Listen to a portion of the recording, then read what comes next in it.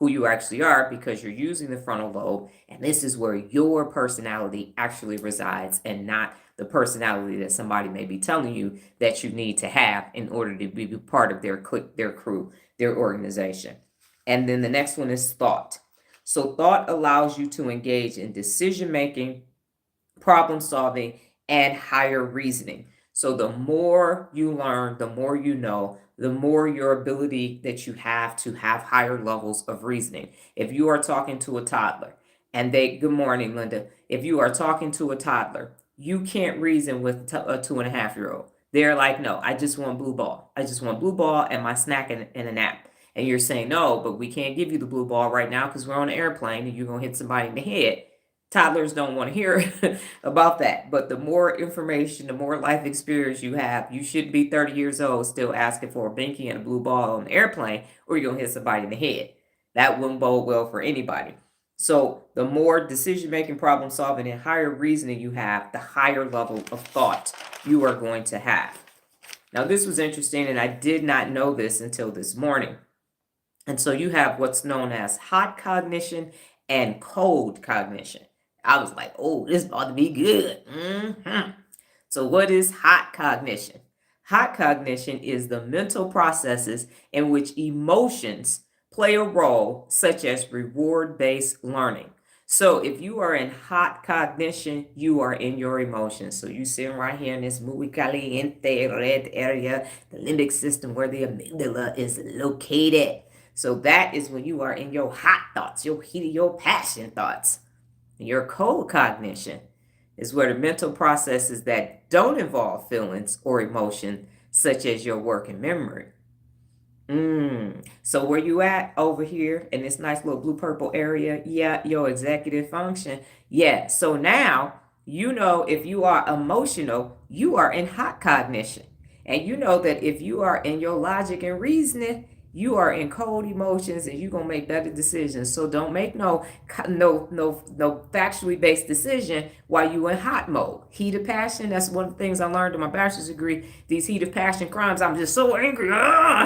Next thing you know, you've done something that you regret. Valentine's Day just passed, so we're about to have a bunch of Scorpios in 2025.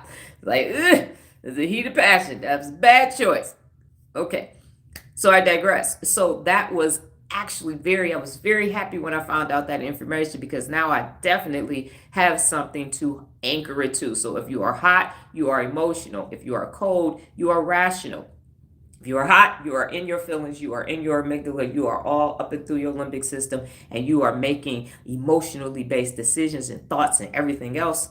And when you are cold, you just over there like, yo, I'm going to just use my working memory to just go ahead and navigate through the day. Something that you need to consider going forward.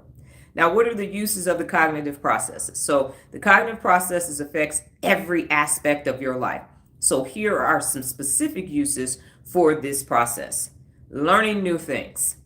Always about ABLing. Always be learning. Learning new things. So you're going to take in new information. Every day that you attend one of these morning mental workouts, you are taking in new information that you can use instantaneously to navigate through your day, to hold yourself personally accountable to become your best. You're going to form new memories because you are learning new things. So you can say, ooh, I remember that time I went to Pain and Pinot and I got a new picture and some new friends. It was an awesome time and I learned how to increase my brush stroke. Then the next one is making connections with other things that you already know. So now, because you're learning how to use your brain, you are now making connections. When I yelled at my friend the other day, I was in a hijacked amygdala state. That was no bueno. Let me go use one of the 74 principles of real leadership and apologize because I was wrong. So you take those in and you make connections with other things. The next one is decision making.